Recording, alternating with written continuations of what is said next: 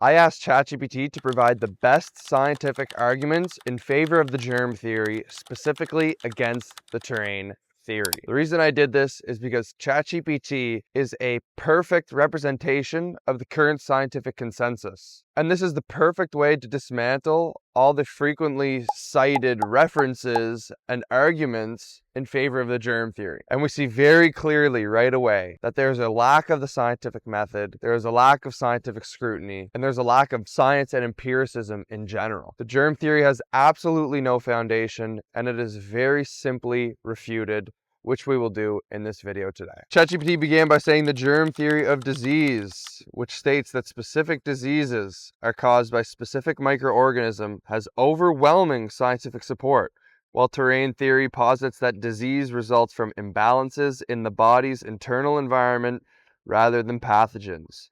The strongest scientific arguments for germ theory and against terrain theory are based on well-documented evidence from microbiology, epidemiology, and experimental medicine. So this last sentence, they say, evidence derived from microbiology, epidemiology, and experimental medicine. The latter two here, extremely problematic because epidemiology should not be used and is admitted as to not being rigorous scientific methodology. Epidemiology should be used only to generate hypotheses, should never be used to develop or support scientific theories. This is not empiricism, and this is not science according to the modern academic understanding of such. The problem when it comes to experimental medicine is that it doesn't provide us strict isolation of variables for the development of theories. Often it is theory-laden, and it is a derivative of a scientific theory, not direct evidence in support of a scientific theory. We'll see examples of this very clearly in a moment. All right, the first piece of evidence that ChatGPT gave us in favor of the germ theory is Kochs Postulates. Now, of course, we've discussed Kochs Postulates ad nauseum on the podcast, in the no virus movement, in the terrain paradigm shift. It's well understood that Kochs Postulates have never been attained. Kochs Postulates are a logical set of postulates that make absolute perfect sense, in which the microorganism must be observed in diseased individuals. That microorganism can be isolated from the individual, introduced into a healthy host, and the same disease must be produced in response to the introduction of the pathogen into a healthy host. Re-isolation confirms this as well. The first problem here, of course, is the notion of the asymptomatic carrier, something ChatGPT forgot to mention. It's also generally admitted now that Koch's postulates are outdated, that Koch's postulates cannot be attained due to the asymptomatic carrier. Koch's postulates is completely ignored in parasitology, and papers have been written in the scientific literature that say that it should not be used in parasitology, and it cannot be used in parasitology due to the extremely high number of asymptomatic carriers. And it's totally, completely ignored in virology. The isolation of a viral particle cannot be done. Simply cannot. It is impossible. It's admitted that it is impossible to have a purified viral particle. Viruses, of course, do not exist, but that is a different argument. For the sake of the argument today, viruses do not cause disease, and they've never been proven to cause disease because it fails to meet the fundamental criteria of isolation. We can only introduce viruses in impurities. Even at that, all contagion studies have failed, which we'll discuss in a moment. Koch's postulates is admittedly a problematic endeavor in the scientific method. It has never been attained. Many modern academics admit this. Thomas Rivers, of course, revised Koch's postulates to try to make it fit for viruses. And now we use molecular Koch's postulates, where we use only molecular techniques to identify the virus. Of course, this does not account for any confounding variables. Correlation doesn't equal causation. And that comes back to our introductory paragraph. Epidemiology is correlation. It is not causation. It cannot determine causation. Causation must be determined using isolated variables to be able to determine causal relationships. I just want to take a moment to share with you all about the Beyond Terrain Academy. We take everything that I've learned from the podcast, from about 6 years of researching the terrain paradigm, all of the YouTube videos, and we have increased its value. We do monthly master classes, a terrain wellness club with Alex Zek and Jacob Diaz. There are in-depth courses and classrooms on parasites, terrain lifestyle, reflections, movement, discussion spaces, live Q&As, and tons of like-minded individuals. Our founding member offer expires in 3 weeks. You'll be able to lock in that low price as the community ever grows into something absolutely beautiful. So you're not going to want to miss being a founding member. You get complimentary 30-minute onboarding call, locked in low price for life. You will never be forgotten in the eyes of Beyond Terrain, and future discounts and current discounts do apply to founding members. And you'll have a chance to shape the direction of the Beyond Terrain Academy. So go sign up. The founding member offer ends in less than 3 weeks. Do not miss it. The price will be increasing due to the insane amount of value that's being provided in the community. I simply cannot keep the price this low. Let us continue. Next, we have experimental infections. Theoretically, prove the germ theory to be correct. First cited is Louis Pasteur, who is an admitted fraud and a plagiarist, and this is well documented in the Annales de Chimie, in the archives of French papers. He admitted also to being fraudulent, and many cases have came out where he has caused more harm than he has good. He was a mediocre chemist and a phenomenal politician.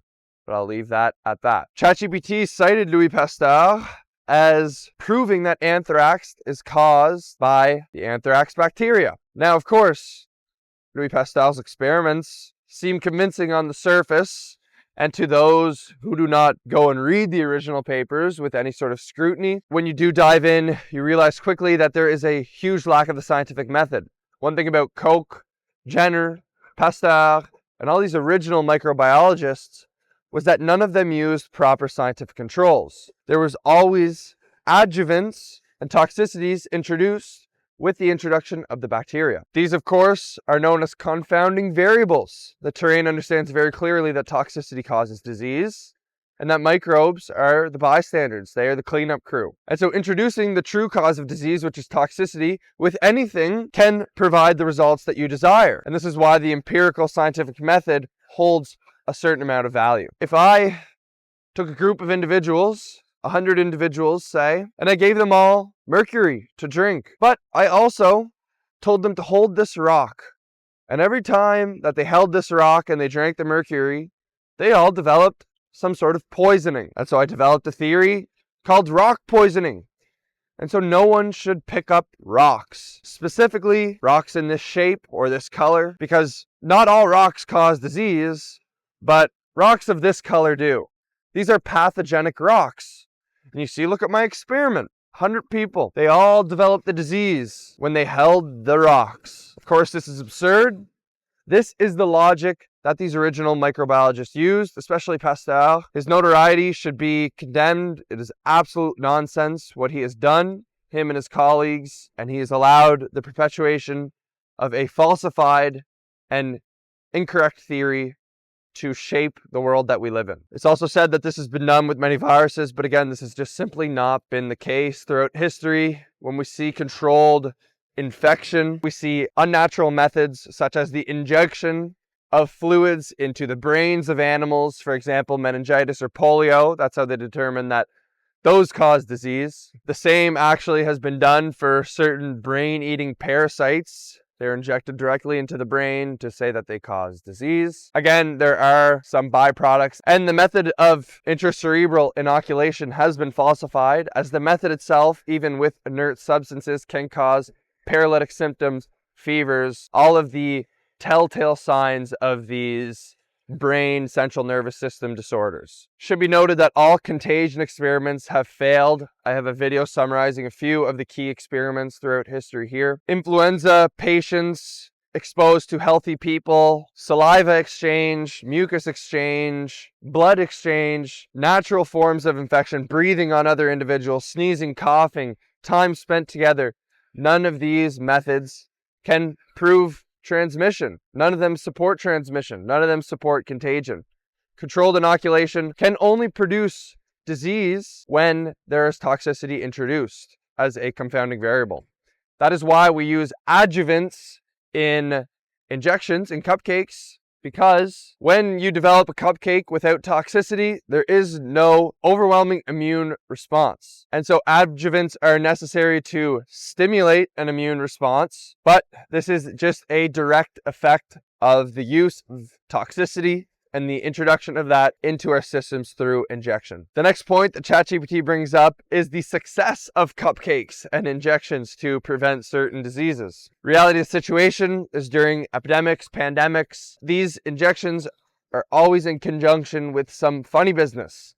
Either they're introduced on the downslope of cases, as you can see in these graphs here, or the diagnostic criteria changes when the injection is introduced, such as polio is a very good example of this. They changed the period of symptoms, of symptom onset. They changed the severity of symptoms to make it much more difficult to diagnose polio so that the cases went down as the injections went up. Many people claim that the injections themselves actually did increase the amount of polio going on. Another good one is our good old friend COVID. The second that the shots were rolled out, we changed the diagnostic criteria in laboratories. The PCR test, the thresholds were being run far too high, creating an extremely high number of false positives. And Anthony Fauci himself came out and said that we have been cracking down on laboratories for using too high of cycle thresholds. This was during the same week that the shots were rolled out.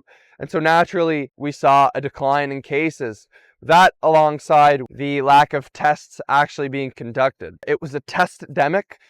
It was just based on a faulty test. It was as simple as that. I would debate that symptoms weren't even increased. You know, people with symptoms, people who were sick were not increased as flu numbers went significantly down and people who were totally asymptomatic were testing positive.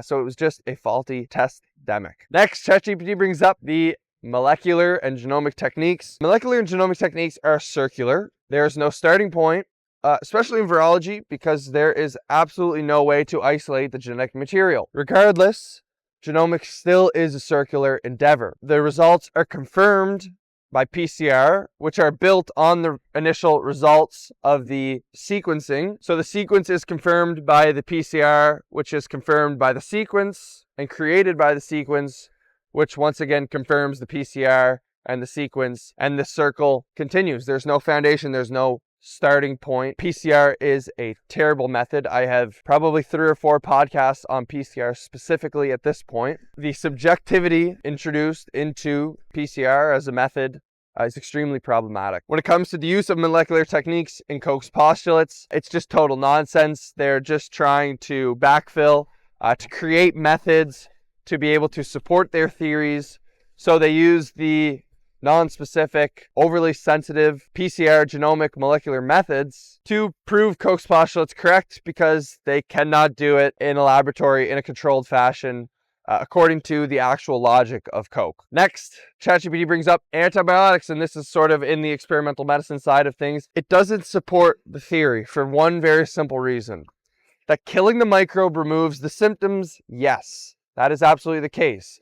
Do antibiotics reduce sepsis? Do they save people from dying from so-called infections?